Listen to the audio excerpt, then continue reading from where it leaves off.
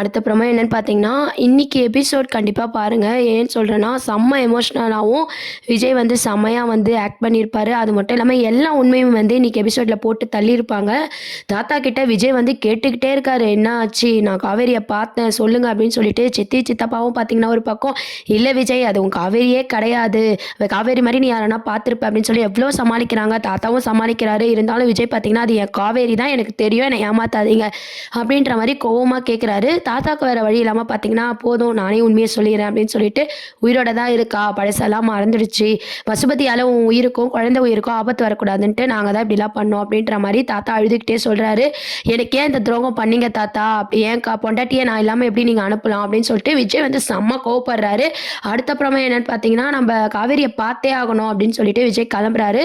சித்தி, சித்தப்பா, தாத்தாலாம் பார்த்தீங்கன்னா, "வேணாம் விஜய் இப்படியே இருந்துடலாம். இப்போ தானே நீங்கள் நிம்மதியாக இருக்கீங்க." அப்படின்ற மாதிரி சொல்கிறாங்க. "நான் நிம்மதியாலாம் இல்லை தாத்தா. நான் ஒவ்வொரு நிமிஷமும் செத்துட்ருக்கேன். இதுக்கப்புறம்லாம் நான் உங்கள் பேச்சை கேட்டுட்டு இருக்க மாட்டேன். உங்கள் பேச்சை கேட்டு நம்பி தான் 5 வருஷம் வீணாக போச்சு. இதுக்கப்புறம்லாம் நான் பொறுமையாக இருக்கிற மாதிரி இல்லைன்னு சொல்லிட்டு காவேரியை பார்த்தே ஆகணும்னு சொல்லி விஜய் வந்து காவேரியை காவேரி ஊர்லேருந்து வரத்துக்கு முன்னாடியே விஜய் வந்து அந்த வீட்டுக்கு போயிடுறாரு.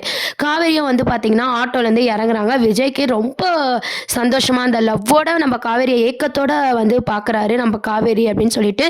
காவேரிக்கு தான் பழசுலாம் மறந்துச்சு இல்லையா? அம்முவோட அப்பாவா தான் பேச போகிறாங்க. காவேரி வந்து விஜயை பார்த்தோன்னே, அம்முவோட அப்பாவா எப்படி இருக்கா? அம்முக்கு அடிபட்டுச்சு அப்படின்ற மாதிரி காவேரி பேச போகிறாங்க. காவேரியே நம்ம விஜயை வந்து ரசிக்க போகிறாரு.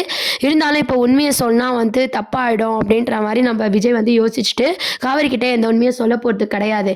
கடைசியில் பார்த்தீங்கன்னா நம்ம அம்மு மூலமாக தான் நம்ம காவேரிக்கு பழசெல்லாம் ஞாபகப்படுத்தணும் அப்படின்னு சொல்லிட்டு கொஞ்சம் கொஞ்சமாக சில விஷயங்கள்லாம் விஜய் பண்ண போகிறாரு. காவேரி அம்மா கிட்டேயும் விஜய் வந்து பேச போகிறாரு. காவேரி அம்மாவும் விஜயை பார்த்து ஷாக் ஆக போகிறாங்க. "தம்பி நீங்கள் உயிரோட தான் இருக்கீங்களா?" அப்படின்னு கேட்டு, "ஓ உங்களையும் இப்படி நம்ப வச்சிட்டாங்களா?" அப்படின்ற மாதிரி விஜய் வந்து இவ்வளோ போய் சொல்லியிருக்காங்களா அப்படின்ற உண்மையான விஜய் தெரிஞ்சுக்க போகிறாரு. விஜயை பார்த்ததும் நம்ம காவேரி அம்மாவும் ரொம்பவே ஷாக் ஆகி இந்த நிவின் கிட்ட, கங்கா, யமுனா எல்லார்கிட்டயும் சொல்ல போகிறாங்க. அதுக்கப்புறம் பார்த்தீங்கன்னா, இதுக்கப்புறம் வந்து காவேரி மனசில் இடம் பிடிக்கணும். பழசெல்லாம் மறந்துடுச்சுன்னா என்ன? இப்போ அதெல்லாம் சொல்லக்கூடாதுன்னா கூட நம்ம ஞாபகப்படுத்த ட்ரை பண்ணலாம். நம்ம ஃபஸ்ட்லேருந்து நம்ம பொண்டாட்டியை லவ் பண்ணலாம் அப்படின்னு சொல்லி விஜய் வந்து யோசிக்க போகிறாரு. அம்முவை வச்சு தான் நம்ம விஜய் காவேரி கிட்ட அடிக்கடி ஸ்கூல்லேருந்து விடும்போதெல்லாம் பார்த்தீங்கன்னா டெய்லி மீட் பண்ணி பேசி கொஞ்சம் கொஞ்சமாக விஜயும் காவேரியும் க்ளோஸ் ஆகிற மாதிரியான எபிசோட்ஸ் தான் அப்கமிங் ப்ரோமோவாக வரப்போகுது. இதுதான் அடுத்த வாரத்துக்கான ட்ராக்காகவும் கொண்டு வராங்க. இப்போதைக்கு நம்ம காவேரிக்கு ஞாபகம் இல்லைனாலும் கனவுல வந்த ஒரு மாதிரி இருக்கே அப்படின்ற மாதிரியான அந்த புரிதல் வந்து காவேரிக்கு இருக்குது. அது மட்டும் இல்லாமல் இவர் பேர் விஜய். விஜய் பேர் தான் அடிக்கடி கேட்டோன்னா ஒரு மாதிரி ஆகுது இல்லையா காவேரிக்கு? இதெல்லாம் கேட்டு விஜய் கிட்டேயும் ரொம்ப க்ளோஸாக வந்து காவேரி பழகுறாங்க. இதெல்லாம் ஷேர் பண்ணுறாங்க. தான் பொண்டாட்டின்னு தெரிஞ்சு ரொம்பவே விஜய் சந்தோஷமாக லவ்வை வந்து காமிச்சிட்ருக்காரு. தான் புருஷன் தெரியாமையே நம்ம காவேரி பார்த்தீங்கன்னா விஜயை வந்து கனவுல வந்த ஒரு பர்சனாக நினச்சி வாழ்ந்துட்டுருக்காங்க.